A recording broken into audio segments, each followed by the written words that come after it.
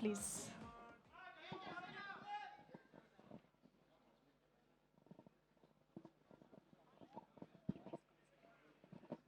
అందరికీ నమస్కారం. ఫస్ట్ నేను మాట్లాడని రాలేదు, మామూలు చూద్దామని వచ్చాను.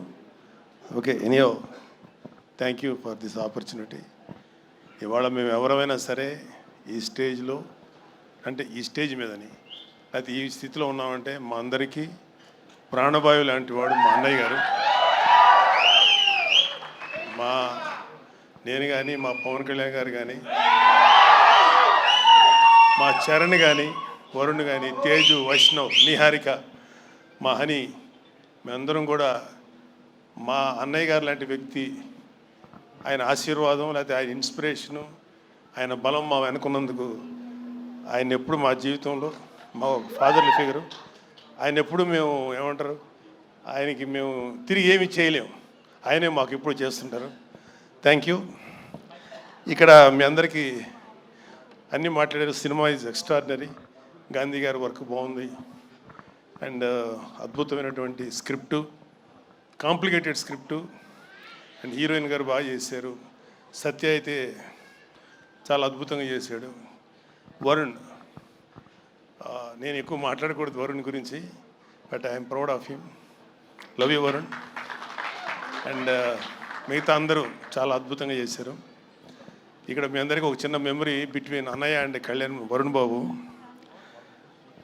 ఏంటంటే వరుణ్ బాగా, అంటే అన్నయ్య వాడిని ఎత్తుకొని, అన్నయ్య ఇంట్లో ఉండేవాళ్ళం, అన్నయ్య వాడిని ఎక్కువ ఎత్తుకుంది అన్నయ్యే నాకన్నా కూడా. అన్నయ్య అప్పట్లో అన్నయ్య చేసిన ప్రతి సినిమా ప్రివ్యూకి వీడిని పక్కన తీసుకుని వెళ్ళి కూర్చోబెట్టుకునేవాడు అన్నయ్య. సో వీడిని బాగా ఏడిపిస్తా, సరదాగా నవ్వుతా. ఆడు కూడా అన్నయ్య దగ్గర అంటే ఎట్లా ఉంటాడంటే చాలా వినయంగా, విధేయతలతో ఉంటాడు అన్నయ్య దగ్గర.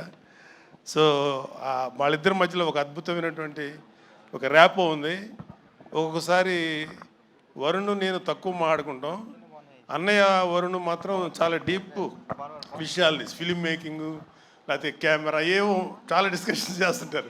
ఏం మాట్లాడతారు అన్నయ్యతో అంటే ఏమో అని. అన్నయ్య కూడా చాలా ఇంట్రెస్ట్గా మాట్లాడతారు. సో ఐఎమ్ వెరీ హ్యాపీ అన్నయ్య లాంటి వ్యక్తి వరుణ్ బాబుని అంత ప్రేమగా చూసుకున్నందుకు. అన్నయ్య ఒక్క చరణ్ బాబును లేకపోతే మా హనీ పాపనో కాదు, కళ్యాణ్ బాబు విషయంలో కానీ, వరుణ్ బాబు విషయంలో కానీ, అందరి విషయంలో కూడా ఆయన చూపించిన ప్రేమ. ఆయన ఈ రోజు కూడా అన్నయ్య ఈ సమస్య ఉంది అంటే ఇమ్మీడియట్గా ముందుండి ఆ సమస్యని డీల్ చేసి, మేము మర్చిపోయినా సరే మళ్ళీ తనే గుర్తుపెట్టుకొని చాలా మాకందరికీ ఇప్పుడు చెప్తున్నాను కదా, మాకు ప్రాణవాయువులు అంటాడు మా అన్నయ్య గారు. థ్యాంక్ యూ అన్నయ్య, ఐ కాంట్ ఫర్గెట్. అంటే మరి సినిమాటిక్గా ఉంటుంది ఇక్కడ చెప్తుంటే. I love you, thank you. పరిశ్రమ ఆ రకంగా మీరు సేవలు అందివ్వాలి, మీరు అంత అభివృద్ధిలోకి వెళుతూ పై స్థాయికి వెళ్ళేందుకు మీరు అన్ని రకాల కృషి చేయాలి. దానికి మీ కమిట్మెంట్, మీ కష్టపడే తత్వం అండ్ ప్రొడ్యూసర్ పట్ల బాధ్యత, మీ మీద ఆధారపడే ఎంతోమంది పట్ల మీ ఒక రెస్పాన్సిబిలిటీ, ఇవన్నీ కూడా మీరు మైండ్లో పెట్టుకుని మంచి కంటెంట్లతోటి సినిమాలు తీయాలని మనస్ఫూర్తిగా ఈ సందర్భంగా నేను చేస్తున్నాను. ఇక ఈ సినిమా సక్సెస్ చూస్తుంటే, ఈ సినిమాని చూస్తుంటే మాత్రం చాలాసార్లు డైరెక్టర్ ఒక వైవిధ్యమైనటువంటి కథ అనుకుని దాన్ని తెరకెక్కించడంలో ఒక చిన్న ఎక్స్పెరిమెంట్ చేసి అనుకోవచ్చు. అండ్ హారర్ కామెడీ అనేది చాలా వచ్చినాయి, గతంలో కూడా వచ్చినాయి. కానీ దీంట్లో ఒక ఫ్లేవర్, కొరియన్ ఫ్లేవర్ పెట్టడం అనేది వండర్ఫుల్ థాట్ అది. ఇప్పుడు ప్రతి వాళ్ళు కే పాప్ అని, కే డ్రామా అని, మన కొరియన్ సినిమాలని, వాటి ఒక దీంట్లో మన ఓటీటీలో వాళ్ళందరూ చూస్తూ కొరియన్ పట్ల ఒక రకమైన మక్కువ పెంచుకున్నారు యూత్. అలాంటిది మన సినిమాల్లో మెర్జ్ చేస్తే కనుక ఆ రిజల్ట్ వేరు, ఆ ఇది వేరు అన్నీ, ఆ థాట్ రావడమే ఇంత పెద్ద సక్సెస్కి, ఇంత పెద్ద బ్లాక్ బస్టర్ అవడానికి ప్రధానమైన కారణం. దానికి మనస్ఫూర్తిగా సభాముఖంగా నేను గాంధీని అభినందిస్తున్నాను.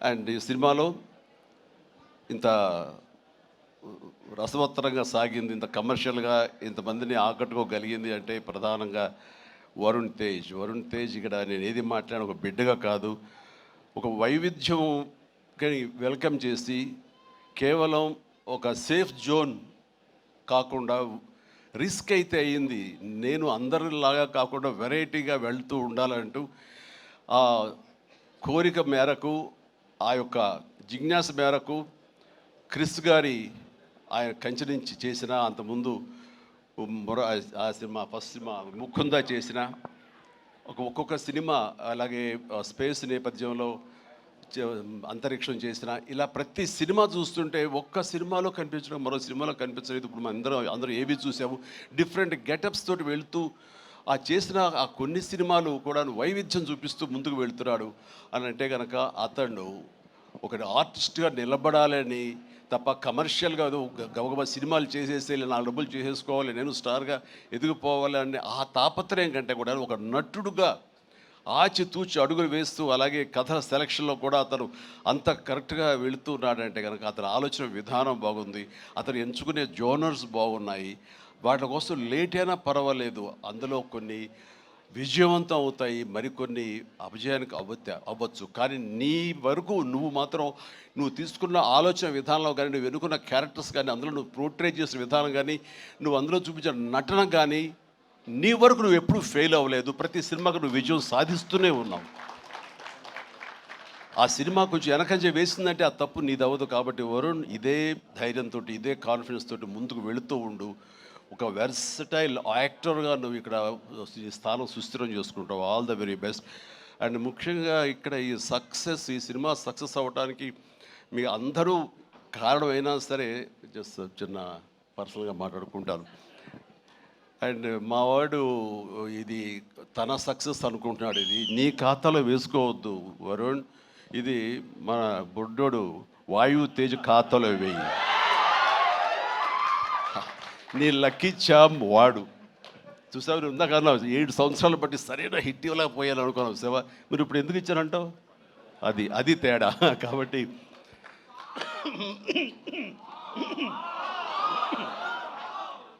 మా లక్కీ చామ్ వాయువు.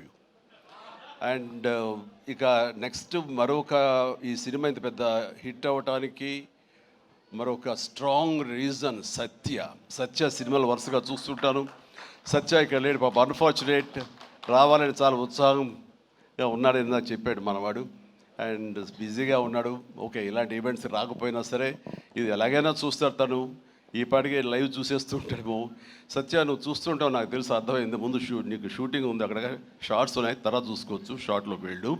ఈ సినిమాలో చాలా బాగా చేసావు. ఎంత అంటే ఏంటి తను అని చెప్పేసి నీ కోసం ఈ సినిమా మరొకసారి కూడా చూడాలంత బాగా చేసావు. నువ్వు నాతో పాటు యాక్ట్ చేసినప్పుడు కూడా నేను అబ్జర్వ్ చేస్తుంటే నీకు లిమిటేషన్స్ లేవు నువ్వు.